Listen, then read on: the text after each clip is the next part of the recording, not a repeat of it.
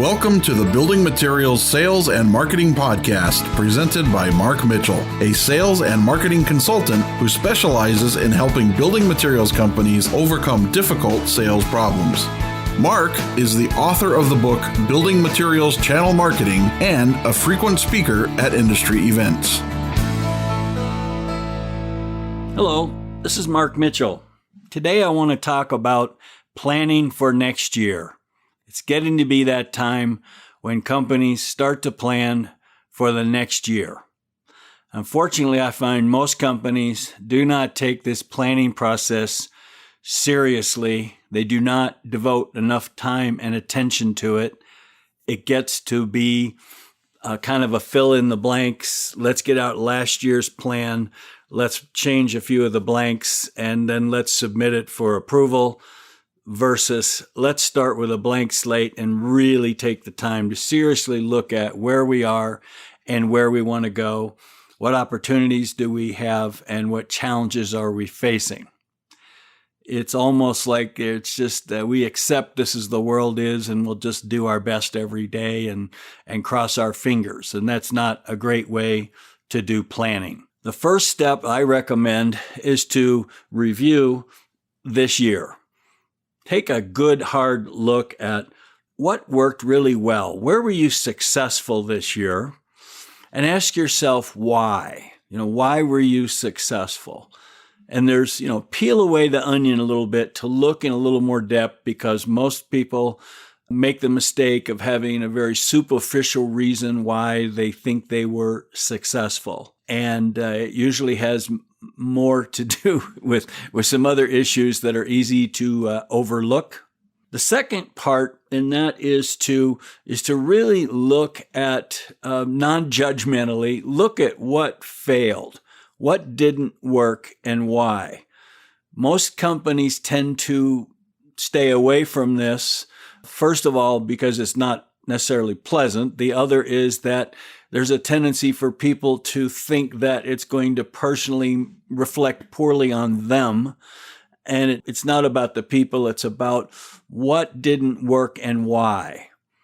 And that is where you're really going to learn the most. I was watching a course on television about how the military war colleges teach the officers of the military. And one of the things that they learn the most from is by studying in depth the battles that they lost, the wars they lost, the battles where they failed.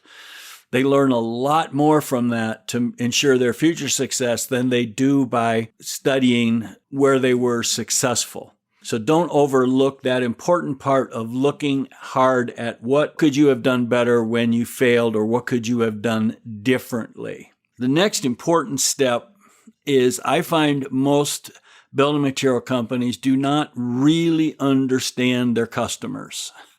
Your customers are changing, are being forced to change at a very rapid pace. Their world, whether it is they can't find labor, whether it is rising cost of materials, whether it is just changes in construction practices, the interaction and roles and responsibilities of the architect versus the contractor versus the builder, it is changing for them at a dizzying pace.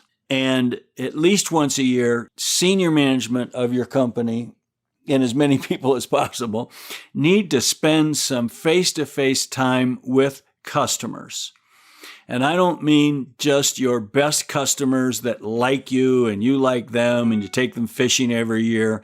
I mean just an average customer, whether or not they buy from you, and maybe even better if they don't buy from you, and really find out what's going on in their world. What's their life like? What's happening?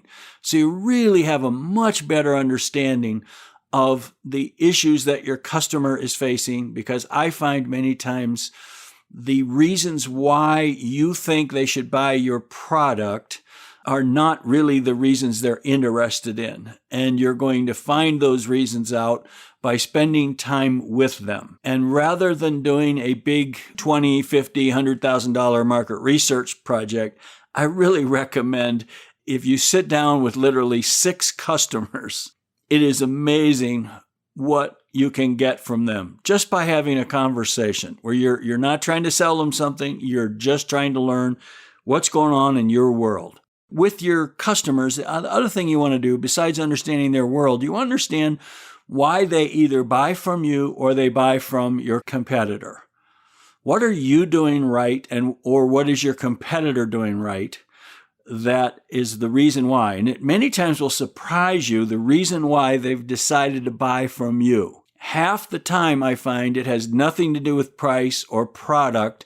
It has to do with how you are to deal with as a company. So really try to, once again, keep digging, peeling away the onion until you really get down to the heart of the matter. And you may be surprised at how some simple things that either you do or your competitor does drive your customers up the wall, which you may not think are important at all. But to them, you just made them more inefficient, for example, by the way that you acknowledge an order. It amazes me how when I talk to customers and they just shake their heads and say, why don't the manufacturers understand what my business is and how they are literally not helping me, but actually doing things that make it harder for me to do business with them. So go out and find out more and more about your customers. In doing that, also almost like hand them a magic wand and ask your customers, if you could change anything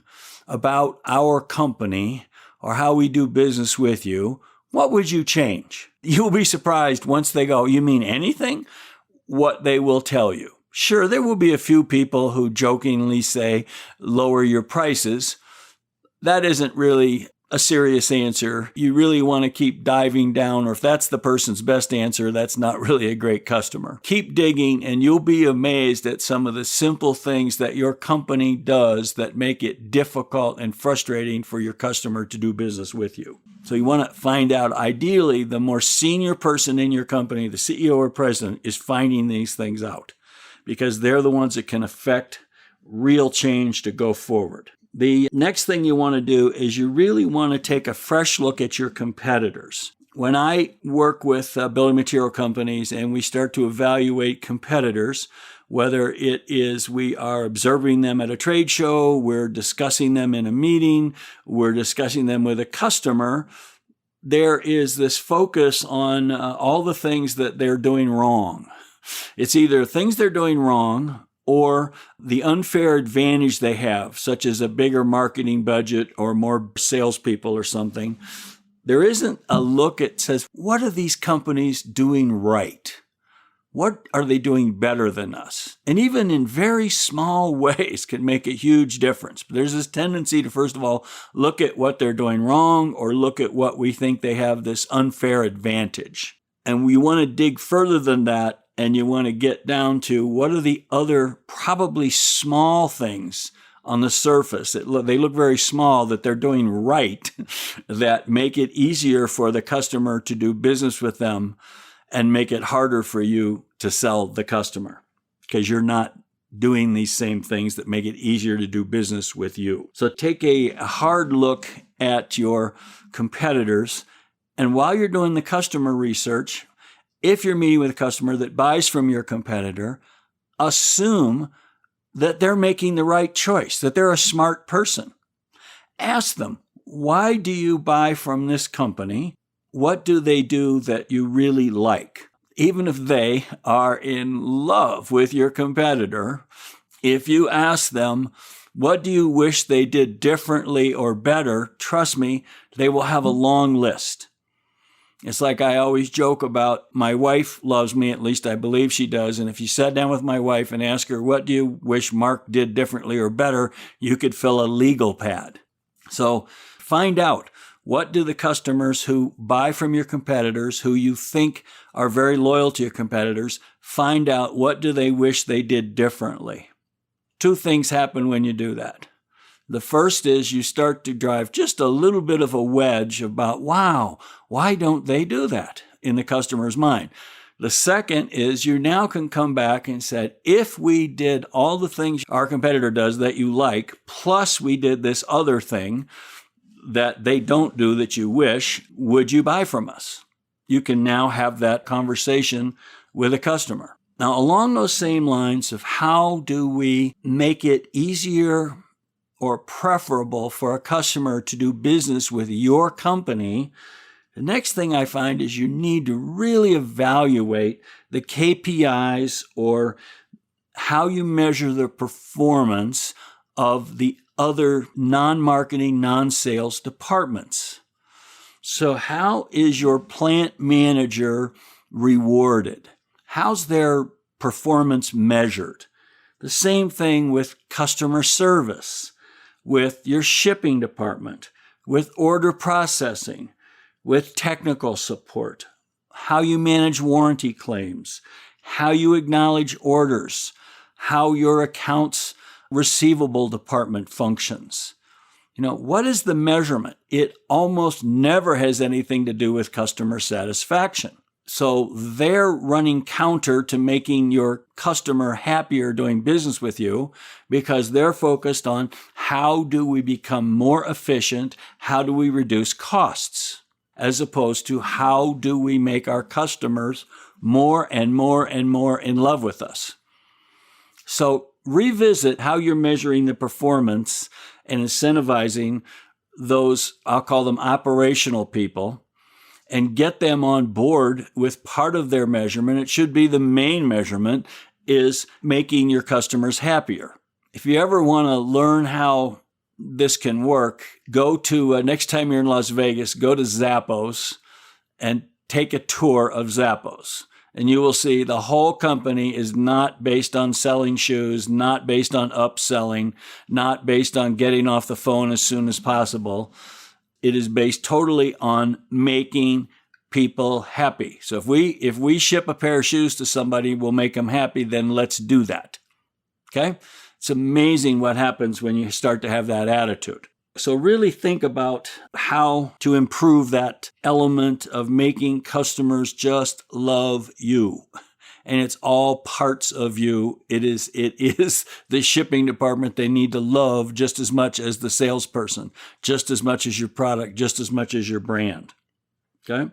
This is also a great time of year, speaking of customers, where you want to step back and review your customers. Are you with the right customers? Or are you with customers who just happen to buy from you? When we think forward, at some point there will be another recession or downturn. Are the customers you're with likely to survive a downturn?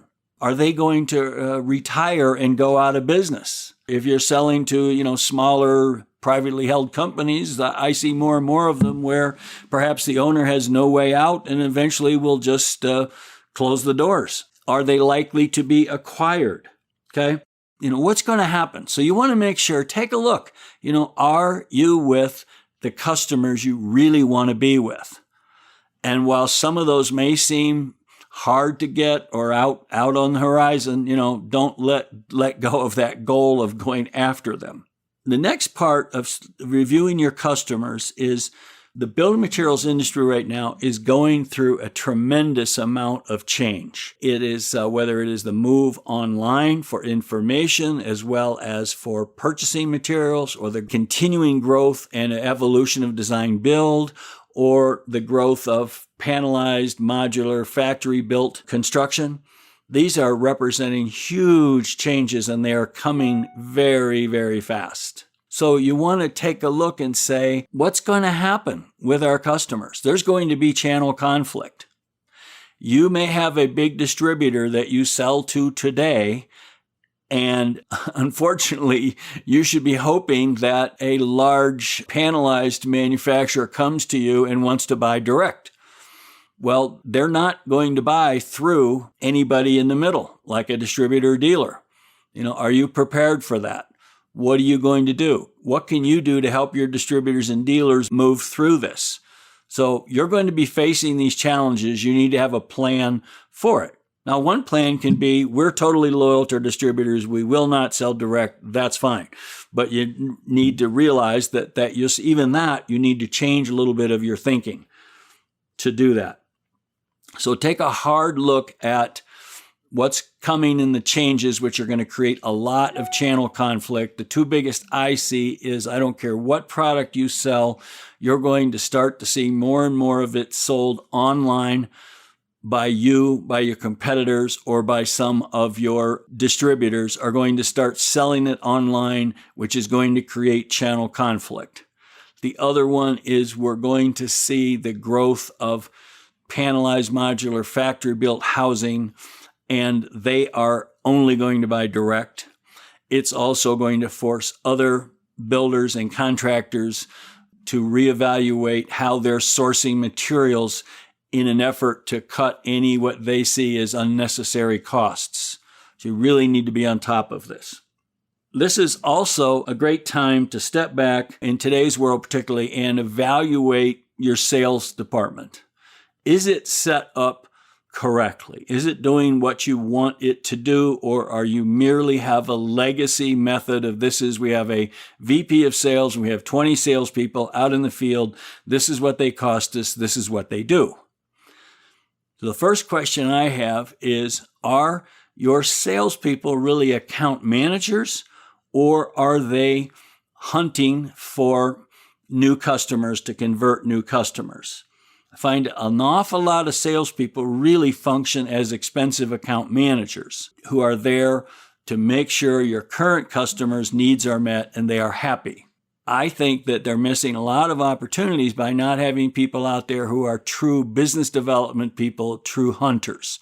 So you may want to rethink the structure of your sales department.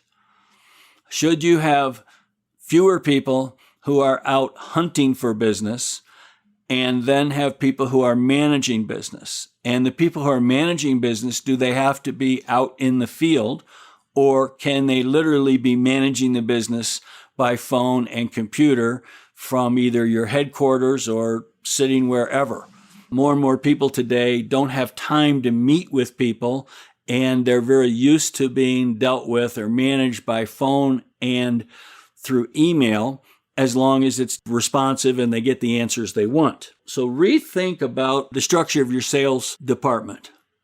Another thing I'm starting to see happen is, I was working with a client last year, a small company, and they have 2 salespeople out in the field, and they have 2 internal salespeople who come into the office every day and open up their computer and turn on their phones. And the 2 in-house salespeople outsell the field salespeople. And as you can imagine, at a much lower cost because they don't have a lot of airfares and hotels and T&E expenses. So may be right for you to continue to have people in the field, but it may also be not right. Maybe it's time for you to look and say, what if we really blow up the whole sales function and restructure it? What might it look like? So think about having sales people that are out. It's kind of like hunters and farmers. You want some hunters to go out and convert people, and you want some farmers to maintain people. And they really are 2 different skills. Salespeople who spend their time going and babysitting current customers, they're not very practiced at how to go out and convert a new customer. And some of the best hunters I know, you would not want them managing an account. They don't fit that way because they're just out always hunting for the next thing they want to go capture. So step back and really rethink your sales department, sales function. The next one, along the same lines of sales and marketing, is this is the time of year when you step back and say, do we have the right advertising agency or creative firms, website firms, whatever combination of firms that you have? This is the time of year also to step back and evaluate if you're with the right firm. Are they bringing you new ideas or just doing what you've told them? Has the magic worn off that when you first started working with them, you were enamored with their creativity and ideas, and now that's all kind of gone away, as now it's just kind of down into a formula of you ask them to do something and they do it? When was the last time they were bringing you new ideas or challenging your thinking? And in fact, do they challenge your thinking, or they settled into it's easier just to do what they're told? Now, both ad agencies and building material companies tell me that fall is the time. This is the time of year when they're most likely to either gain or lose an account or have an account be reviewed. Not saying it's right for you, and I'm certainly giving you a lot of things to think about here, but that's another one to think about as part of your planning process. Now, if you're with the right agency, they should be part of your planning process. So keep that in mind too. Now, also for going forward for next year, this is a great time of year to sit down and say, acknowledge what are you doing for new opportunities? Okay? What are you doing about online sales? And you may say we're doing nothing, and that's okay. But how aware are you of what your competitors are doing? What Amazon is doing with your products, what Home Depot and Lowe's are doing with your products, what distributors are doing with your products in terms of selling them online.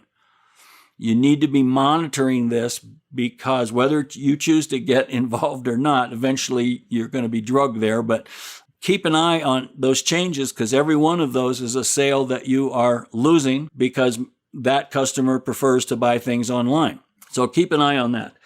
The second one is to look at, particularly this year, you really need to be aware of this whole really rapidly growing area of panelized modular or factory-built housing. Companies like Katerra that I've written about quite a bit are really going to be, they are important customers. And the second thing is they are going to really turn the whole market upside down.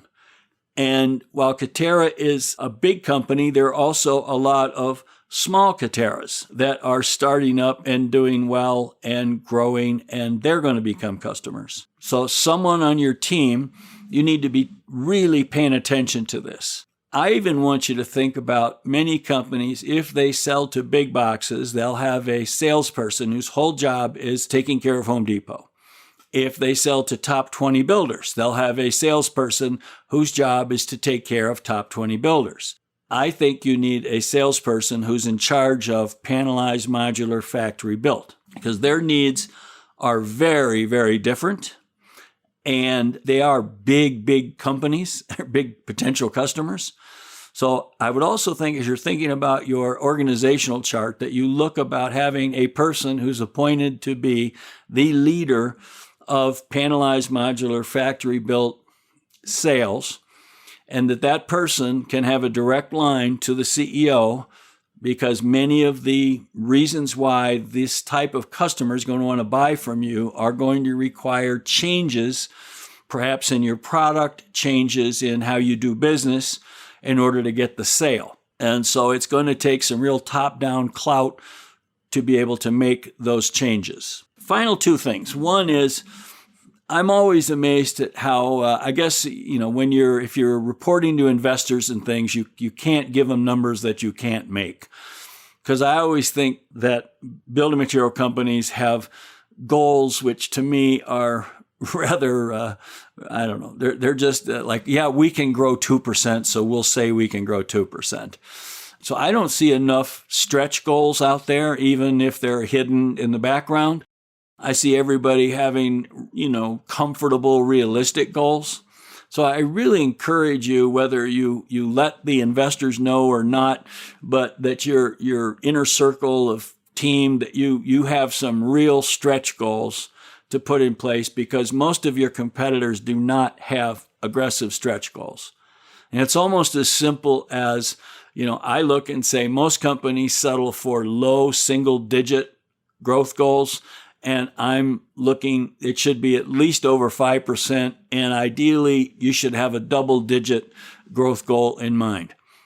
Now, there's a few companies that your market share is so big that may be very, very difficult. But for most companies, I think when you put out a big goal, you're more likely to go try and make it happen, as opposed to just coasting with a goal that will just happen. My final point is to make sure that every employee understands what success looks like to your company, what you're going to do and how. I'm always amazed when I at trade shows walk from booth to booth, and I go up and I ask an employee of a company, so what are your company's goals? They will simply say, well, to grow. They won't say our plans are to grow by doing what? By doing what differently? By appealing to which type of customers for what reason? There's just this big blanket to grow.